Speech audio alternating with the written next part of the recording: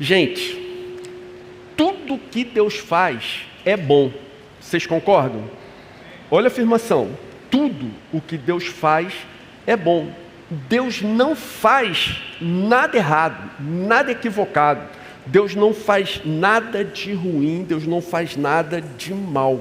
A cada dia da criação, se você ler lá a criação, o relato da criação no livro do Gênesis, você vai ver que a cada dia, quando Deus terminava a sua criação naquele dia, ele avaliava a sua própria criação e dizia: tudo é muito bom. Dia 2, tudo é muito bom. 3, muito bom. 4, muito bom. 5. Quando chegou no 6º dia, depois dele ter criado o homem e a mulher, você vai ver no livro de Gênesis, que ele diz que, avaliando sua criação, tudo era agora muito bom. Muito bom. Tudo que Deus faz é sempre bom. E foi Deus quem fez o sexo. A visão da Bíblia a respeito desse assunto é que isso é muito bom. É tão bom que a Bíblia dedica um livro só para esse assunto, que é Cantares de Salomão. O nosso problema, principalmente nos dias de hoje, é que nós formamos conceitos a respeito desse assunto completamente deturpados, completamente corrompidos. Na maioria dos casos, nós começamos a ouvir sobre sexo com nossos amiguinhos da esquina, com os nossos amiguinhos do colégio. Ao longo das nossas vidas, nós assistimos filmes, séries, novelas, mídias sociais e recebemos informações por diversos outros meios que vão inculcando em nós, que vão martelando na nossa cabeça, que vão enfiando dentro do nosso raciocínio conceitos degenerados, completamente degenerados a respeito desse assunto. Pergunta lá na esquina, alguém que esteja passando, qual foi o pecado de Adão e Eva. Eu garanto a vocês que a imensa maioria vai afirmar com convicção que foi terem tido relação sexual, representado no ato de terem comido a maçã. Você sabe que a Bíblia sequer se refere à maçã, isso não está na Bíblia. O que a Bíblia diz foi que eles foram rebeldes, desobedientes e comeram do fruto da árvore do conhecimento do bem e do mal. Mas o que a Bíblia diz a esse respeito? Gênesis capítulo 1, versículo 28, logo na criação está registrado: Deus os abençoou, a Adão e a Eva, e lhes disse, deu uma ordem: sejam férteis e multipliquem-se. Ora, irmãos, foi Deus quem fez o sexo e mandou que eles tivessem relações, sejam férteis e multipliquem-se. Então, a determinação de Deus, a vontade de Deus, era óbvia que eles se relacionassem, e se relacionassem tão intensamente, tão frequentemente, que o que Deus queria era que eles povoassem toda a terra. Gente, a verdade é que, se ao invés deles terem desobedecido a Deus e comido do fruto do conhecimento, da árvore do conhecimento do bem e do mal, se ao invés disso eles tivessem ficado namorando, se é que você me entende, hoje o mundo seria completamente diferente, hoje o mundo seria outro. Vejam, no Novo Testamento, 1 Coríntios, capítulo 7, versículos 3 a 5, dizem o seguinte: o marido deve cumprir os seus deveres conjugais para com a sua mulher, e da mesma forma a mulher para com o seu marido. É que, como a Bíblia é um livro elegante, ele usa essa expressão para falar da intimidade do marido com a sua esposa. Cumprir os deveres conjugais. Versículo 4. A mulher não tem autoridade sobre o seu próprio corpo, mas sim o marido. Da mesma forma, o marido não tem autoridade sobre o seu próprio corpo, mas sim a mulher. E aí vem uma ordem bíblica que diz o seguinte: não, está no imperativo negativo, não se recusem um ao outro, exceto por mútuo consentimento e durante certo tempo para se dedicarem à oração. Depois, unam-se de novo para que Satanás não os tente por não terem domínio próprio. Em outras palavras, entre um marido e a sua esposa, o pecado é eles deixarem de terem relações sexuais. A Bíblia não permite que um marido e uma esposa deixem de ter. Entre um marido e a sua esposa, a abstinência sexual, ela só é permitida se forem cumpridos alguns requisitos bem estritos. Veja o que ele diz: não se recusem um ao outro, aí vem a permissão, a concessão de Deus, exceto se houver mútuo consentimento, ou seja, os dois precisam estar de acordo, de que eles vão se abster. Segundo ponto, durante certo tempo, ou seja, não pode ser por um prazo longo, nem por um prazo indefinido. Terceiro, se for para se dedicarem à oração, portanto, com um propósito muito específico de orarem, são as únicas condições ou a única exceção que Deus abre para a intimidade do marido com a sua esposa. Então a Bíblia apresenta o sexo como uma criação magnífica de Deus. Há uma única condição: de que ele ocorra entre um homem e uma mulher casados. Onde está isso? Gênesis capítulo 2, versículo 24. O texto diz assim: por essa razão, o homem deixará pai e mãe e se unirá à sua mulher, e eles se tornarão uma só carne. Deixará o homem pai e mãe e se unirá à sua mulher. Ou seja, a primeira condição para que haja a relação sexual, a intimidade abençoada por Deus, como a Bíblia determina, como a Bíblia orienta, é que ambos se tornem independentes. Deixará o pai e a mãe. Eles precisam se tornar independentes financeiramente, emocionalmente, afetivamente. Senão, não vai dar certo isso. É uma condição imposta pela Escritura Sagrada, é a vontade de Deus. Ele está nos ensinando o melhor caminho. Então, amadurecemos, nos tornamos independentes. Então, o texto diz: ele se casará com uma mulher. Nesse caso, se tornarão uma só carne. Que, mais uma vez, é a forma bonita e elegante de dizer que depois disso, de terem amadurecido, de terem cumprido todos os requisitos, daí em diante, agora, eles podem transar. A partir desse momento, vale o texto que nós lemos da carta aos Coríntios. O marido deve cumprir com seus deveres conjugais para com a sua mulher, e da mesma forma a mulher para com o seu marido. A mulher não tem autoridade sobre o próprio corpo, mas sim o marido. Da mesma forma o marido não tem autoridade sobre o seu próprio corpo, mas sim a mulher. Gente, esse é o conceito correto, bíblico, de sexo. Deus criou isso para o prazer e o deleite de um homem e uma mulher casados.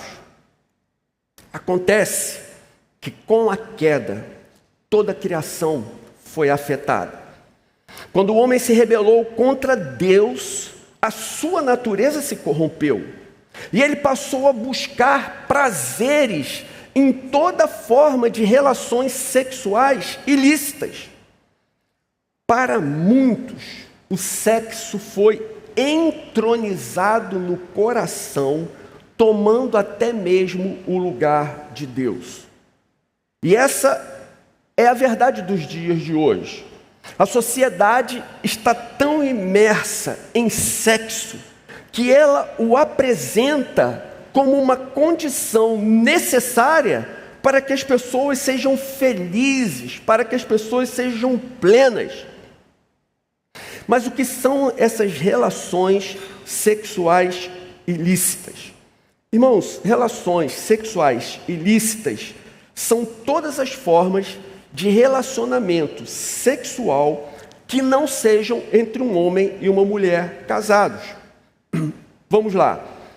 O sexo entre um homem e uma mulher não casados. A Bíblia chama isso de pecado de fornicação. Ver a nudez de uma pessoa que não seja o seu cônjuge, nutrindo desejos sexuais. Não está na Bíblia essa palavra, mas é a pornografia. Pessoas da mesma família tendo relação sexual, incesto. Pessoas que têm relação sexual com bicho, bestialidade. Pessoas que têm relação sexual com pessoas do mesmo sexo, pecado do homossexualismo. Pessoas que têm relação sexual com outras além do seu próprio cônjuge, adultério, e por aí vai. O livro de Levítico, no capítulo 18, traz uma lista detalhada desses pecados. E agora sim, esses pecados, eles são especialmente graves para Deus. Deixa eu fazer um parêntese aqui e chamar a atenção de vocês. Está ligado? Fica ligado no que eu vou te falar agora, porque vamos traçar um raciocínio extremamente importante. Conseguiram infiltrar na igreja uma doutrina mentirosa. Conseguiram que a igreja cristã, de uma maneira geral, aceitasse um ensino enganoso como se fosse algo bíblico, e apresentam até alguns fundamentos, aparentemente, na Escritura, para fundamentar, que é a ideia de que para Deus não existe diferença de gravidade de pecado. Todos os pecados são iguais aos olhos de Deus. A ideia é que Deus é tão santo, tão elevado, que não faz muita diferença entre os diversos tipos de pecado. Todos são iguais. Em outras palavras, você já deve ter ouvido por aí, para Deus não existe pecadinho e pecadão. O que essas pessoas alegam? Elas alegam, por exemplo, o seguinte, que quando Jesus pregava o Sermão do Monte, ele dizia: se vocês olharem para uma mulher com a intenção impura no coração, vocês cometeram adultério com ela. Gente, o que Jesus está dizendo aqui? Ele não está dizendo que tanto faz se o cara olha para a mulher e a deseja sexualmente. É o mesmo pecado. Esse pecado é tão grave quanto se ele de fato pegar a mulher e for para o motel com ela. Não é isso que Jesus está afirmando. O que Jesus está pregando nesse momento é que a espiritualidade, o compromisso com Ele, o compromisso com Deus, que Ele espera dos seus discípulos, é algo tão mais elevado do que o compromisso dos fariseus, o compromisso dos saduceus, o compromisso dos sacerdotes, que Ele não iria admitir sequer que os seus discípulos ficassem olhando para as mulheres com intenção impura no coração. Pense por você mesmo. Faz sentido você achar que, por exemplo, uma pessoa recebe um troco a mais, ela percebe que recebeu o troco a mais, mas nesse dia, por alguma razão, está de mau humor, diz assim: quer saber, eu vou me vingar dessa empresa, não vou dar o troco que eu recebi a mais. Ela está em pecado, é um pecado. Viu que recebeu um troco a mais, não devolveu o dinheiro, ela pecou. Ou passa na roleta do ônibus, sei lá, sem pagar, do metrô, barco, qualquer coisa assim. Será que, aos olhos de Deus, isso é tão grave quanto um cara sequestrar uma mulher, estuprar e matar? Você percebe? Não faz o menor sentido. Por que a gente introduziu esse raciocínio? Então eu queria que você entendesse isso.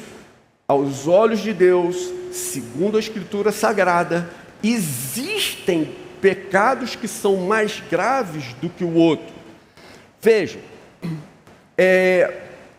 na Bíblia, quando você pega o Antigo Testamento, você vai ver a ordem de Deus para ofertas e sacrifícios, e você verá o seguinte: algumas ofertas eram entrega de grãos e cereais. Alguns sacrifícios exigiam a morte de pombinhos, de rolinhas. Outros pecados exigiam a morte de uma ovelha, outros de bois. Mas alguns pecados eram tão graves que não tinha como remir dessa forma. E as pessoas eram condenadas à morte. Alguns pecados assim estão listados no Antigo Testamento. Então nós vemos, desde o punhado de farinha, passando pelo passarinho, pela ovelha, bezerrinho, boi, até a pena de morte, existe, é óbvio, não poderia ser de outra maneira, uma graduação de culpa, uma graduação de pecado. E aí a gente vem para o Novo Testamento. O que a gente vê no Novo Testamento? Jesus está sendo julgado por Pilatos. Pilatos lhe faz uma pergunta e Jesus responde a Pilatos da seguinte forma: aquele que me entregou a ti é culpado de um pecado maior. É a expressão que Jesus usa. Judas, por tê-lo traído, cometeu um pecado maior do que o falso julgamento que Pôncio Pilatos estava conduzindo. Agora vamos falar especificamente sobre o pecado sexual.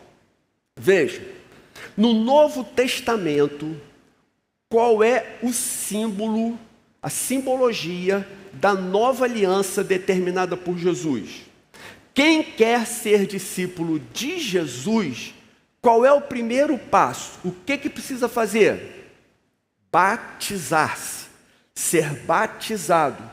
O batismo é o primeiro passo da vida cristã. O batismo é o sinal de que nós nos comprometemos com Jesus, o amamos e queremos segui-lo, queremos servi-lo. E no Antigo Testamento, qual era o sinal da antiga aliança? Isso mesmo. Quando Deus estabeleceu a sua aliança com Moisés, ele podia ter definido como sinal da sua aliança que o povo colocasse argola no nariz, não podia? Pô, bota uma argola no nariz, escreve aí, Jeová, todo mundo vai olhar lá, Jeová, no nariz dele. Podia. Deus não poderia ter definido, sei lá, um piercing nas orelhas, cordas trançadas nos calcanhares, tatuagem na testa. Deus poderia ter definido qualquer sinal que ele quisesse. Mas onde Deus mandou pendurar o sinal da sua aliança com o homem? Isso mesmo, circuncisão. Deus mandou pendurar o sinal da sua aliança no órgão sexual do homem. E por que ele fez isso? Para mostrar que aquilo ali, o que o cara faz com esse negócio, para ele é extremamente importante. Para Deus, isso é algo muito sério. De maneira que, dali para frente, depois que ele tivesse sido circuncidado, ele jamais olharia para as suas coisas sem lembrar que ele tem um compromisso com Deus. Agora, você lembra que eu falei que no livro de Levíticos, capítulo 18, há uma lista detalhada de relações sexuais ilícitas? Pois você sabe como essa lista termina? Irmãos, desculpem, é um versículo extremamente forte, mas a Bíblia é assim, e eu vou ler para vocês. O final do livro do capítulo 18 de Levíticos, que vem detalhando todas as relações sexuais ilícitas, termina dizendo, Levítico 18, 29, todo aquele que fizer alguma dessas abominações, aqueles que assim procederem serão eliminados do meio do povo. Em outras palavras, receberão a pena de morte.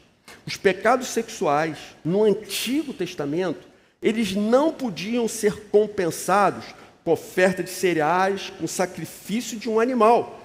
Deus se sentia tão ofendido com tais pecados que no Antigo Testamento ele determinou a pena de morte para quem o cometesse.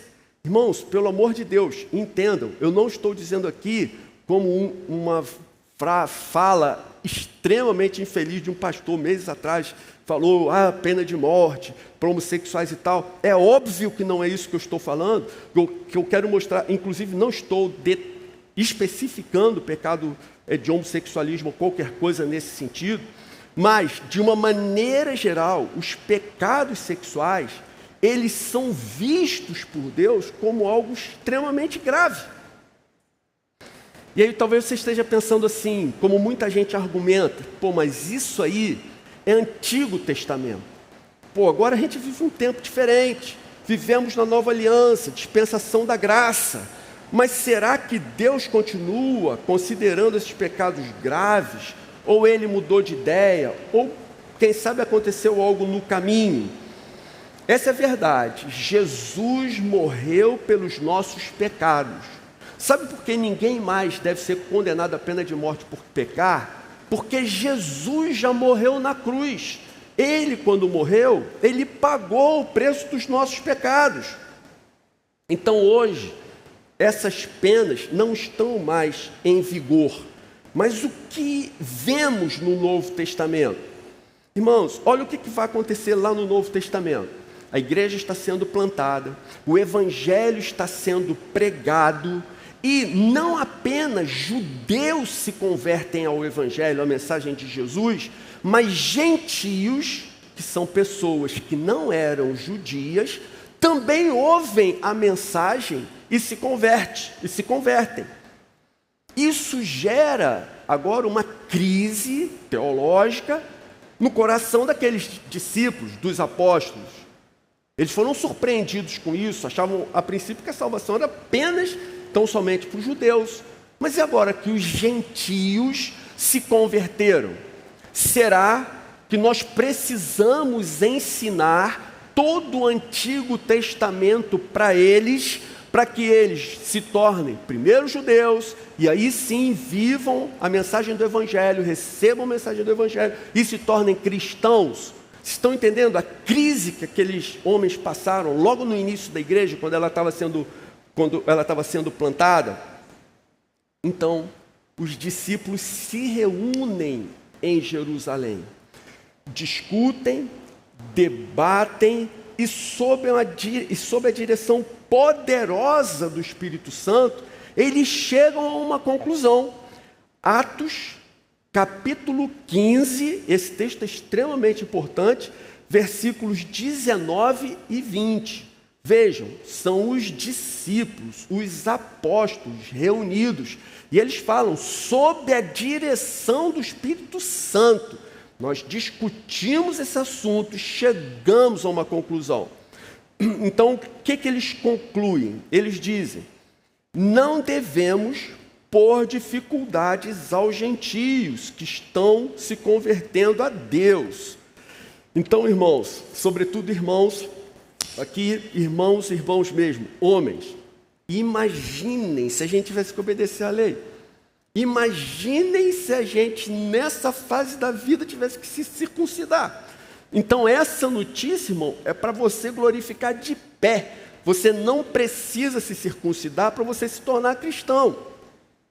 E aí eles continuam. Ao contrário, devemos escrever a eles, aos gentios, dizendo-lhe que se abstenham apenas de comida contaminada pelos ídolos e da imoralidade sexual. Então, os discípulos reunidos, agora, sob a direção do Espírito Santo, eles chegam a essa conclusão. Portanto, esse aspecto da lei moral do Antigo Testamento, as relações sexuais, eles falaram, isso continua em vigor. Não se voltem para esse tipo de comportamento, isso está valendo. Tudo o que o Antigo Testamento especificou como relações sexuais ilícitas continuam sendo ilícitas agora na nova aliança. Bem, gente, de tudo isso que foi falado, agora a gente vai entrar no texto principal. Mas a gente já está chegando no final, tá? Então, eu queria que vocês abrissem a Bíblia de vocês para a gente ler o texto que está em 1 Coríntios, capítulo 6. A gente vai ler dos versículos 18 ao 20.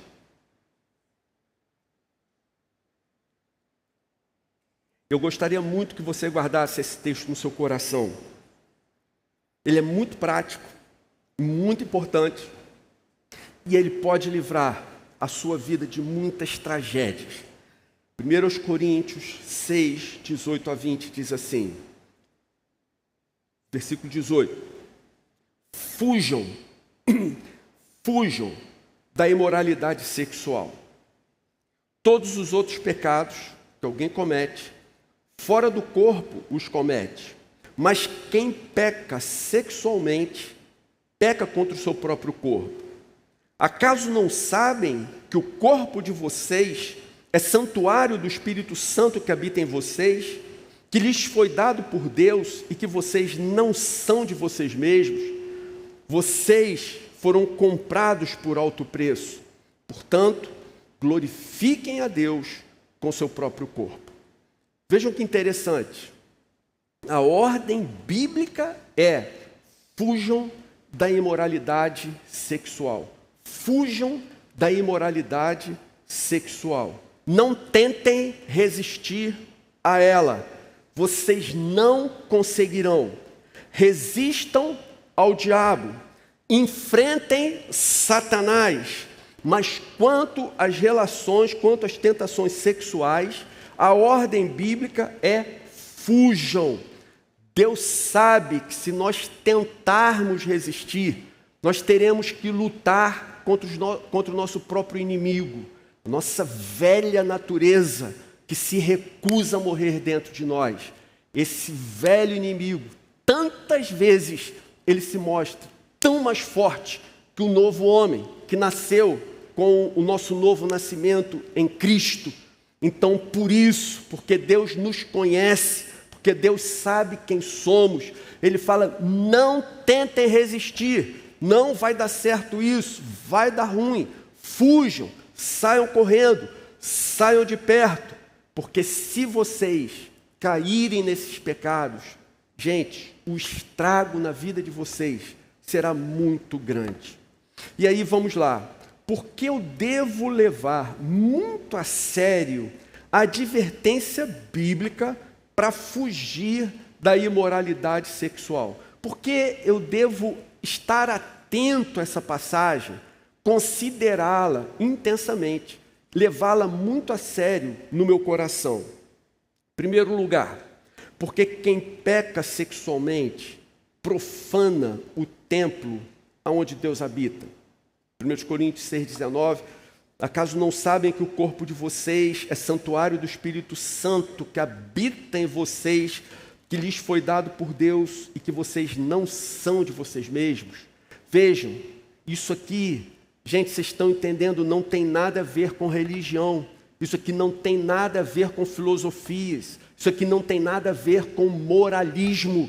Se você se converteu a Jesus e nasceu de novo, hoje o Espírito Santo habita em você. Você é templo do Espírito. E o que vai acontecer? Se você se envolve numa relação sexual ilícita, querendo ou não, você está levando o Espírito Santo para essa relação. E isso é algo muito grave. Se alguém profanasse o templo no Antigo Testamento, gente, como nós vimos, era merecedor da pena de morte. Agora, na nova aliança, o seu corpo é templo do Espírito. Não é possível cometer esse pecado sem que haja profanação do templo onde Deus habita.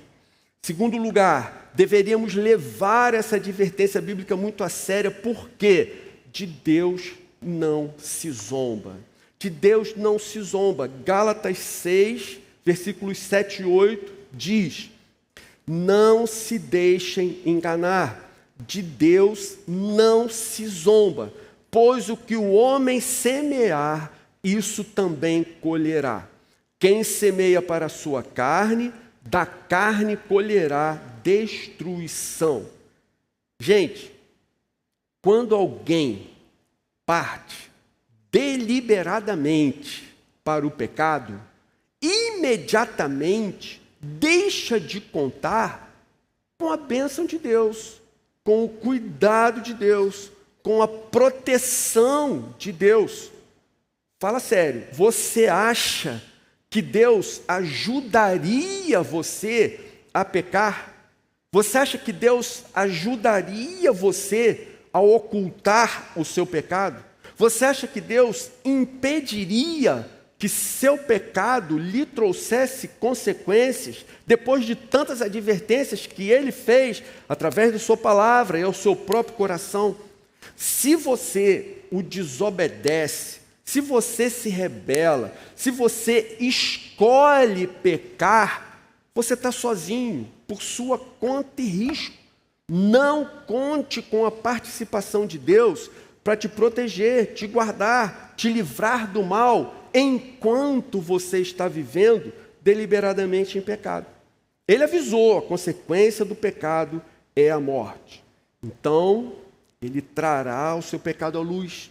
Ele vai disciplinar você como um pai disciplina e educa o filho a quem ama, e fará com que você arque com as consequências do seu pecado, para que você entenda a sua gravidade, amadureça e não incorra mais em tal comportamento. De Deus não se zomba. Caiu em pecado, faça como Davi. Depois de você ler na sua casa, lembre-se desse número, 51. Não porque é uma boa ideia, é porque é um salmo que Davi escreveu tão logo ele tomou conhecimento da gravidade do pecado que havia cometido, que foi assassinar um homem e cometer adultério com a sua esposa. Então ele escreve o Salmo 51 e você vê a dor do seu coração ali. Quando ele entendeu o que ele havia feito, ele não fica relutando diante de Deus, ele não tenta se justificar, ele reconhece a sua miséria, ele reconhece o seu pecado, ele reconhece o seu coração como é enganoso, e ele pede, clama pela misericórdia de Deus, pelo perdão dos pecados. E a gente sabe como a sua história termina, bonita, Deus perdoando, apesar da gravidade do que havia acontecido. Busque ajuda, peça socorro, mas não finja que está tudo bem, enquanto você rotineiramente entristece o Espírito de Deus que habita em você. Em terceiro lugar, nós deveríamos levar bem a sério essa advertência, porque quem insiste em praticar o sexo ilícito comete suicídio espiritual. Insistir no pecado, o sexo ilícito, é cometer suicídio espiritual. Como isso acontece? Seja pecado da pornografia, seja o pecado da fornicação, como foi dito, que é a relação sexual de duas pessoas que não são casadas, seja homossexualismo ou adultério. A verdade é que, para quem comete esses pecados, o vigor espiritual se vai. A vontade de realizar qualquer coisa para Deus acaba completamente. O prazer de adorar a Deus é perdido. O coração endurece, a fé enfraquece, a alegria da salvação desaparece e a confiança em Deus se vai.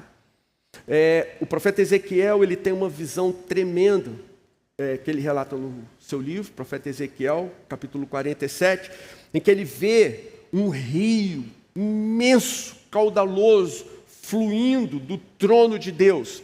E ele diz que por onde esse rio passa, a vida, enxames, inúmeros peixes, nas margens, todo tipo de vegetação floresce. E aí ele chama atenção para um detalhe. Em alguns pontos, a água fica empoçada, são os charcos. Nesses pequenos pântanos, A água ali está parada. Então, por estar parada, não há vida. O que há ali simplesmente morre. A vida desaparece. Nós não fomos chamados para viver esse tipo de vida espiritual, medíocre, ainda mais triste, ainda mais lamentável, até mesmo do que a vida de um descrente. Nós fomos chamados, desafiados a termos essa vida cheia do Espírito. De nós há de fluir rios e rios de água viva, porque nós cremos na palavra do nosso Deus, porque nós levamos dentro de nós o próprio Deus. O Espírito habita em nós. Se você é salvo e comete um pecado, você não perde a salvação, mas o nível da sua vida espiritual, caso não haja arrependimento sincero e mudança de comportamento, ele passa a ficar num nível absolutamente triste e infeliz. Gente, depois disso tudo, uma única aplicação. O que a gente pode dizer depois disso tudo? Fuja da imoralidade sexual. Apenas essa aplicação. Ou se você conseguir colocar isso em prática, você vai ver que sua vida vai mudar completamente. Fuja da imoralidade sexual. O que isso quer dizer na prática? Não permita que aconteçam situações na sua vida em que você se expõe a tentações numa área que a própria Bíblia já falou, cara, você vai ter dificuldade. Então não se exponha a esse tipo de tentação, sai de perto. Se você não consegue ficar sozinho com a sua namorada, gente, não fica nunca mais, até que você se case com ela. Se você não pode trancar a porta do seu quarto, do banheiro da sua casa, não tranque mais.